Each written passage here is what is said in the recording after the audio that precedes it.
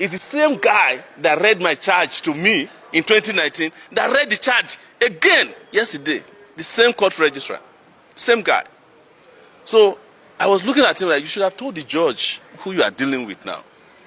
But that's not his business. But it is our right. You know, we have fundamental right to move anywhere we want in the world.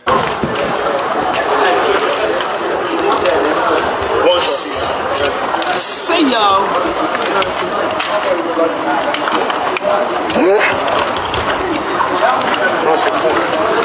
Phone me, ke. Phone is the use now. Victory, there is victory for us. There is victory for us. In the struggle for Nigeria, there is victory for us. Forward, forward, ever. Backward, never. In the struggle for Nigeria.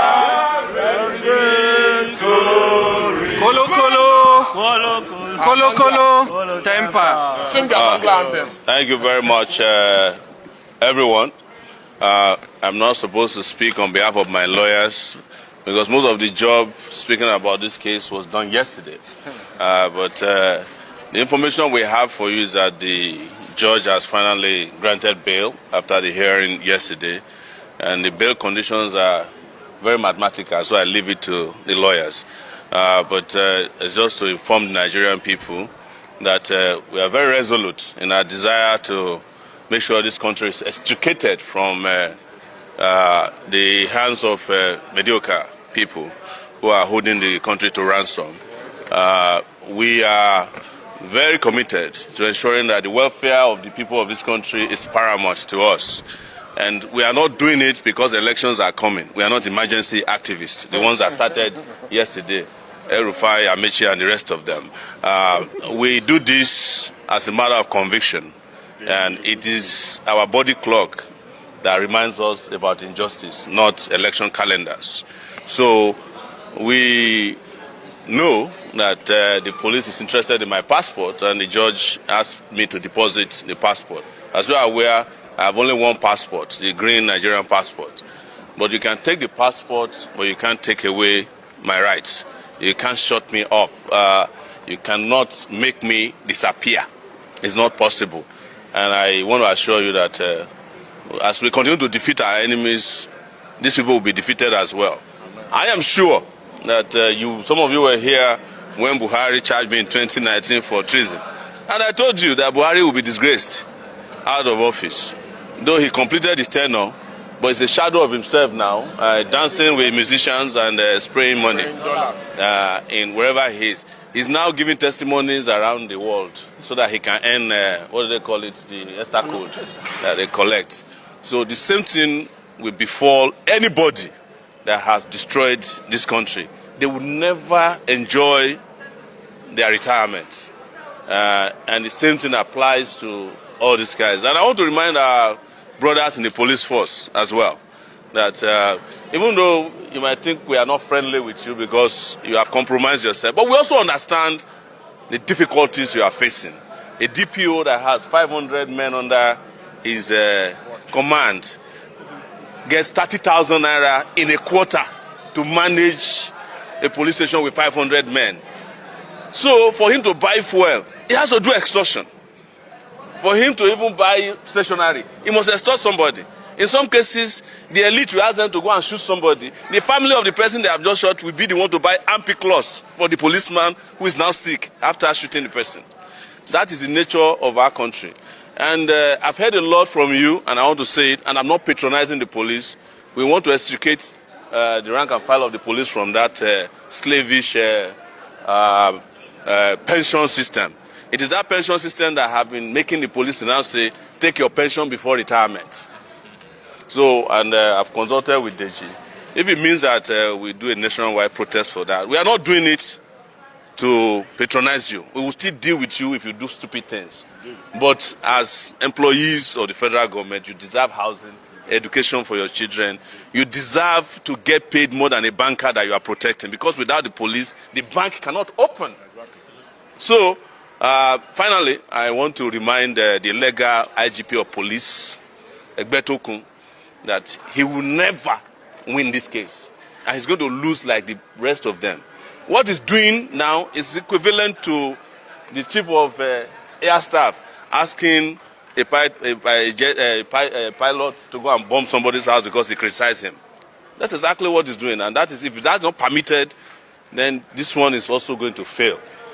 So thank you very much for keeping watch. We are going to perfect the bail conditions, even though, as I'm standing here, I'm heartbroken that I'm discussing bail. You know, it was for an offense that never existed in the first place.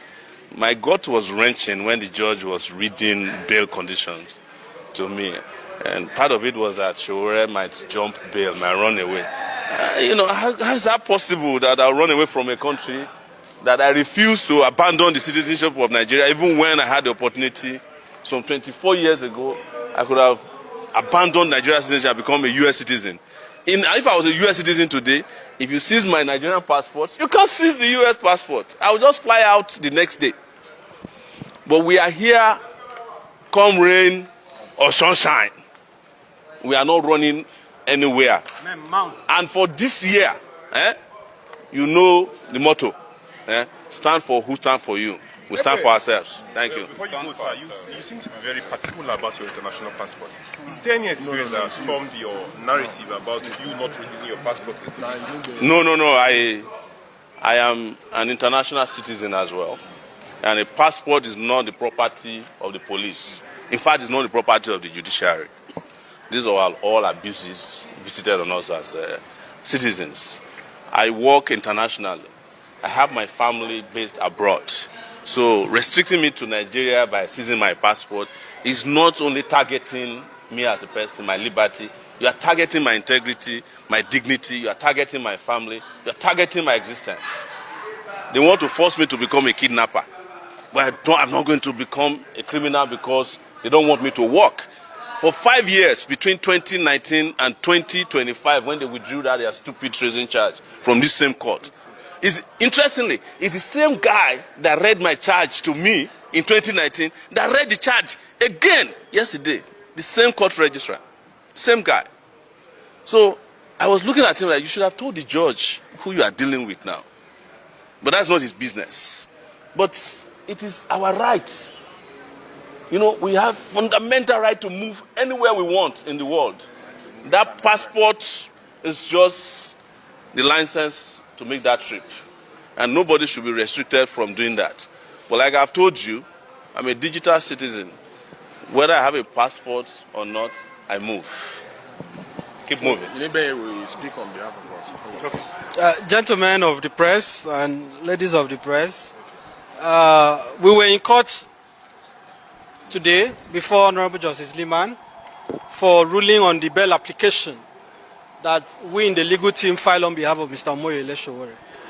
The police opposed the application, claiming that Sowore is going to jump bail, that is going to disappear.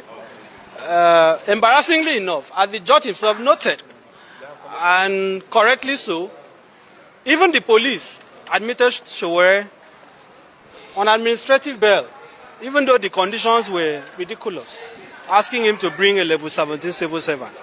But the court made a point that what informed your decision to consider him eligible for administrative bail and ineligible for court bail. So what the police is doing is trivialization. They are making a mockery of our legal system. And that is the point the court was making. Now, regarding the case, we don't want to go into the substance of the charge. But you in the media, you are aware when the current IGP told Nigerians about his relationship with the current president of Nigeria, Bola Ahmed Tinubu.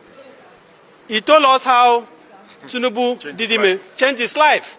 So we have an Emilokong Inspector General of Police who believe this is his turn. And that is what this case is about. The media should not be confused. But regarding Sowore as a person, this is a man that was charged by the Buhari dictatorship for treason and treasonable felony and what have you, he never ran away. He came to court consistently. Sowore is also currently facing other cybercrime charges, including the one by Nedngoko. He has not jumped bail for 1 day. So ordinarily, even if the court has said he's admitting him to bail on his own self-recognizance as a two-time presidential candidate, as the founder of a foremost media organization, the court would have been right. But we as lawyers, we defer to the court. We are going to come back for the trial. It will be interesting to see IGP Ebetokun in the witness box. Since he has insisted that, contrary to what Sowore has said, that he's not an illegal IGP. There is a legal IGP. I think Nigerians would like to hear about the legality of his appointment. Nigerians would like to hear the IGP in the witness box explaining how Sowore hurt his feelings, how Sowore threatened him and made him so afraid of his life by calling him an illegal IGP. But this is Nigeria.